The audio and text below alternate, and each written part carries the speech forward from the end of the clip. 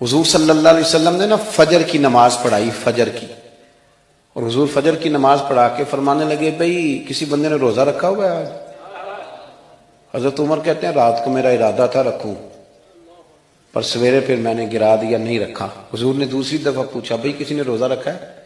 تو حضرت صدیق کے اوپر نے ہاتھ کھڑا کیا، عرض کی یا رسول اللہ میں نے رکھا ہوا ہے۔ آپ حکم نہ دیتے تو نہ بتاتا، پر روزہ رکھنا بھی آپ نے توجہ دلائی ہے تو حکم بھی آپ کا بتاؤ تو بتا دیا۔ حضرت عمر کہتے ہیں حضور نے فجر کی نماز پڑھائی، فجر کی۔ دوسرا سوال پوچھا بھی کسی نے کسی بیمار کی تیمارداری کی ہے؟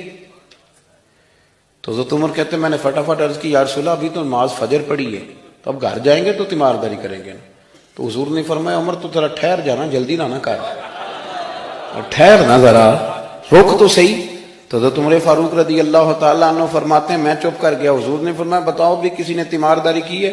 تو صدیق اکبر نے ہاتھ کھڑا کیا، عرض کی یا رسول اللہ عبد الرحمن بن عوف رضی اللہ تعالیٰ عنہ 2-3 دن سے نماز پڑھنے نہیں آ رہے تھے، رات میں نے پتہ کرایا تو پتہ چلا بیمار ہیں، اور حضور مجھے یہ بھی پتہ ہے وہ میرا یار ہے، مجھے پتہ ہے رات کو جلدی سوچا پر تہجد میں ضرور اٹھتا ہے، تو حضور میں بھی ذرا فجر کا وقت جلدی اٹھا ہوں تو فجر میں آنے سے پہلے عبد الرحمن ابن عوف کی تیمارداری کر کے آیا ہوں۔ حضرت عمر کہتے ہیں میں نہ ہلکا ہلکا ڈھیلا پڑ گیا۔ حضور نے تیسرا سوال پوچھا، فرمایا کسی نے کسی مسکین کو کھانا کھلایا ہے؟ کھانا کھلایا ہے کسی مسکین کو؟ حضرت سیدنا عمر فاروق کہتے ہیں میں نے پھر عرض کی، میں نے کہا یا رسول اللہ ابھی تو فجر پڑی ہے، گھر جائیں گے کوئی چیز لیں گے تو کھانا کھلائیں گے۔ تو حضور پھر مسکرائے، فرمایا عمر تو ذرا ٹھہر نہیں جاتا، ذرا ٹھہر نہ، ذرا نظارہ تو کرنا، گویا یہ شان صدیق اکبر کا جلسہ ہو رہا، ٹھہرنا۔ حضور نے پھر پوچھا بھی کسی نے کسی مسکین کو کھانا کھلایا ہے؟ تو حضرت عمر کہتے ہیں لوگ سارے دائیں بائیں دیکھ رہے تھے اور میں چپ کے ابو بکر کو دیکھ رہا تھا، کہ مجھے پتا تھا کہ بولنا اسی نہیں ہے، اور دل میرا کر رہا تھا کہ کہہ دوں دیو جناب جواب، دل میرا کر رہا تھا۔ وہ سمجھ گئے تھے کہ سونا راضی کن کاموں میں ہو، بس یہ نقطہ انہوں نے پا لیا تھا۔ حضور نے فرمایا بتاؤ کسی مسکین کو روٹی کھلائی ہے؟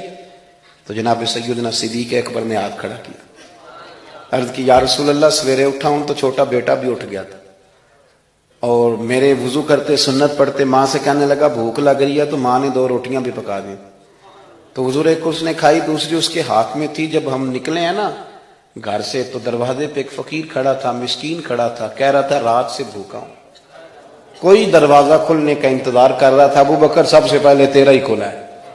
تو حضور میں نا اس مسکین کو ایک روٹی کھلا کے آیا ہوں۔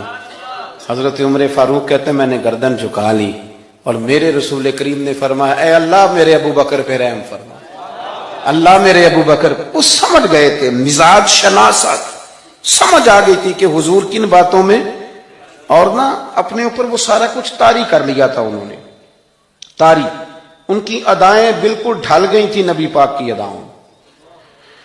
3 دن وہ غار ثور میں رہے تو ہمارے صوفیاء فرماتے ہیں کہ ان پر تجلیاں بھی پڑی محبوب کی معرفت کی۔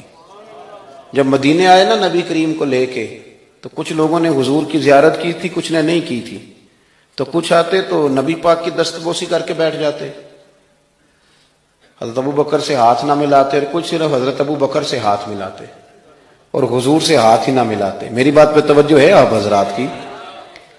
تو کچھ لوگوں کو نا شبہ ہونے لگا، وہ معاذ اللہ سمجھنے لگے کہ شاید یہی اللہ کے رسول ہیں۔ حضرت صدیق اکبر یہ کیوں شبہ ہوا؟ تو ہمارے محدثین فرماتے ہیں کہ ابو بکر صدیق بولتے بھی اس طرح تھے جو میرے نبی پاک کا طریقہ، بیٹھتے بھی اس طرح تھے جو رسول پاک کا طریقہ۔